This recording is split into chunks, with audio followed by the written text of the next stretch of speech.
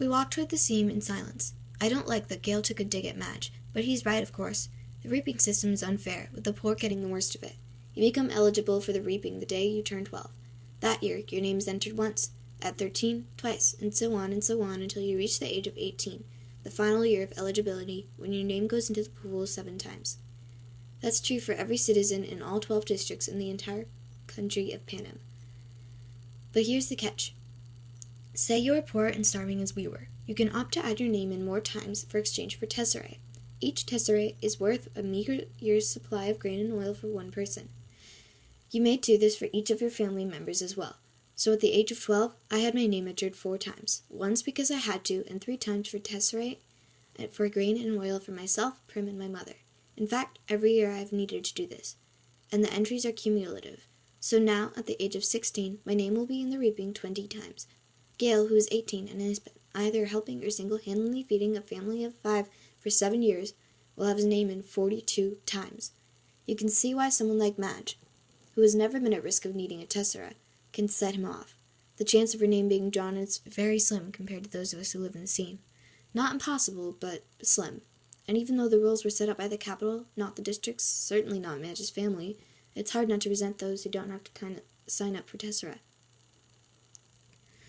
Gale knows his anger at Madge is misdirected. On other days, deep in the woods, I've listened to him rant about how the tesserae are just another tool to cause misery in the district, a way to plant hatred between the starving workers of the seam and those who can generally count on supper, and thereby ensure we will never trust one another. It's to the capital's advantage to have us divided among ourselves, he might say, if there were no ears to hear but mine. If it wasn't reaping day, if a girl with a gold pin and no tesserae had not made what I'm sure she thought was a harmless comment. As we walk, I glance over at Gale's face, still smoldering underneath his stony expression. His rages seem pointless to me, although I never say so. It's not that I don't agree with him. I do. But what good is it yelling about the capital in the middle of the woods? It doesn't change anything. It doesn't make things fair. It doesn't fill our stomachs. In fact, it scares off nearby game. I let him yell, though. Better he does it in the woods than in the district. Gale and I divide our spoils, leaving 2 fish, a couple of loaves of good bread, greens, a quart of strawberries, salt, paraffin, and a bit of money for each.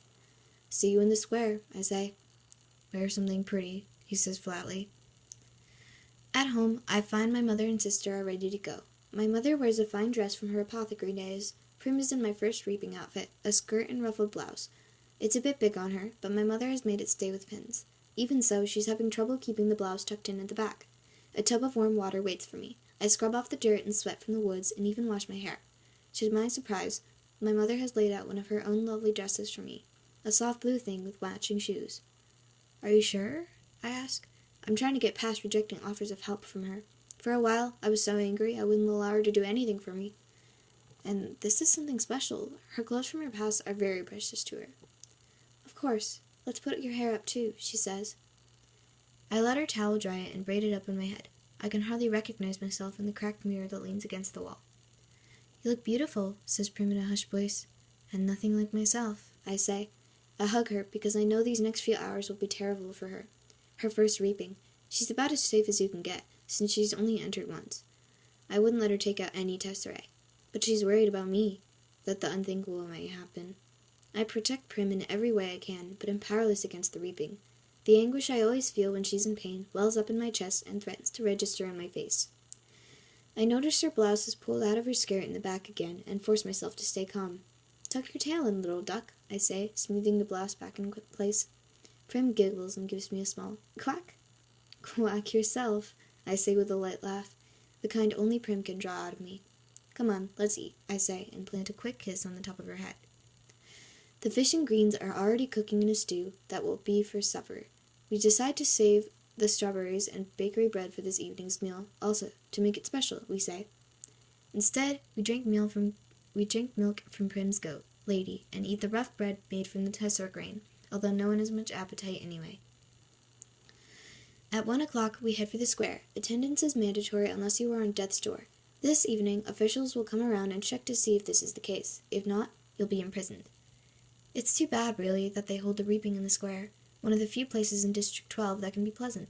The square is surrounded by shops, and on public market days, especially if there's good weather, it has a holiday feel to it. But today, despite the bright banners hanging on the buildings, there's an air of grimness. The camera crews, perched like buzzards on rooftops, only add to the effect. People file in silently and sign in. The reaping is a good opportunity for the Capitol to keep tabs on the population as well. 12 to 18-year-olds are herded into roped areas marked off by ages, the oldest in the front, the young ones, like Prim, toward the back. Family members line up around the perimeter, holding tightly to one another's hands. But there are others, too, who have no one they love at stake, or who no longer care, who slip among the crowd, taking bets on the 2 kids whose names will be drawn. Odds are given on their ages, whether they're senior or merchant, if they will break down and weep. Most refuse dealing with the racketeers, but carefully. These same people tend to be informers, and who hasn't broken the law? I could be shot on a daily basis for hunting, but the appetites of those in charge protect me. Not everyone can claim the same.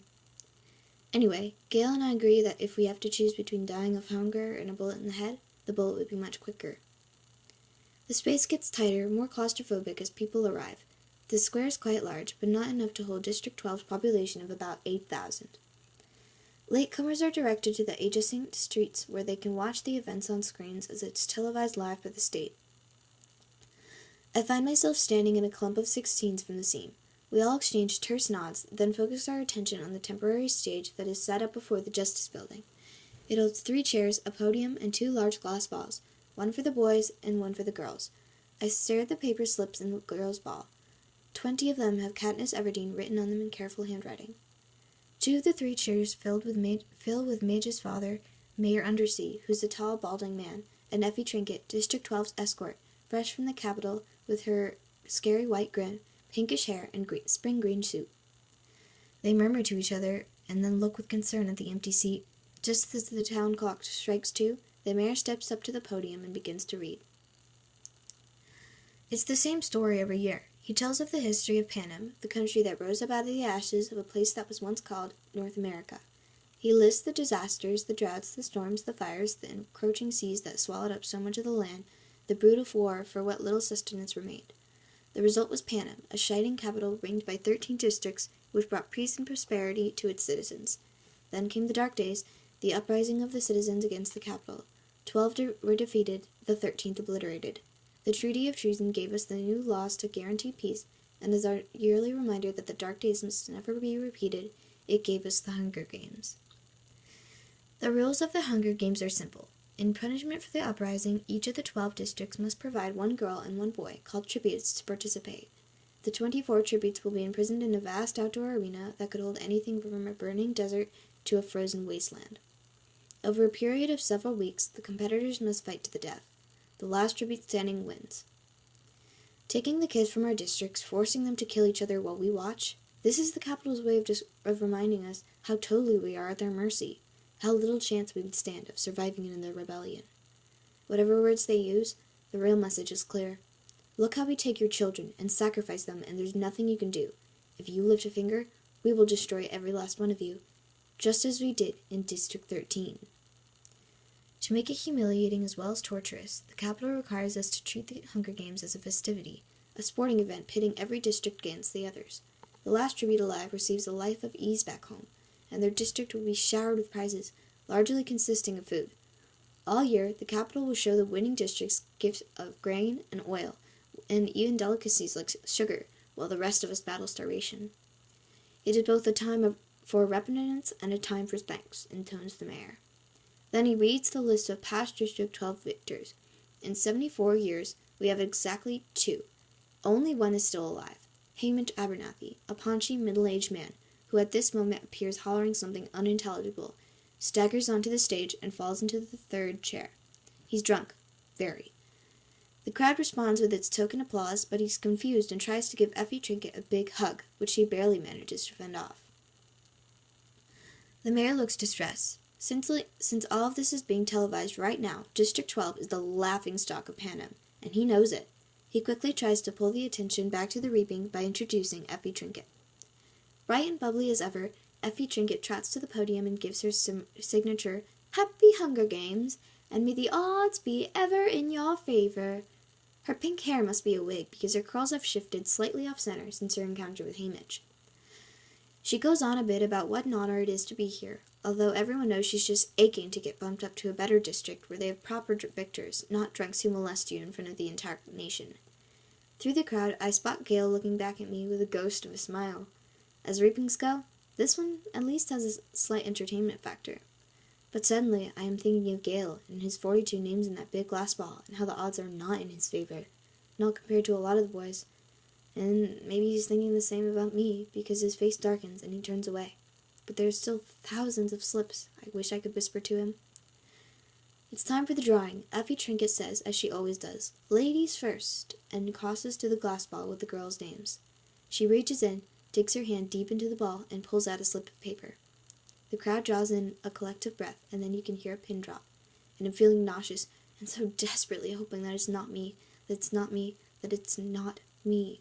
Effie Trinket crosses back to the podium, smooths the slip of paper, and reads out the name in a clear voice. And it's not me. It's Primrose Everdeen.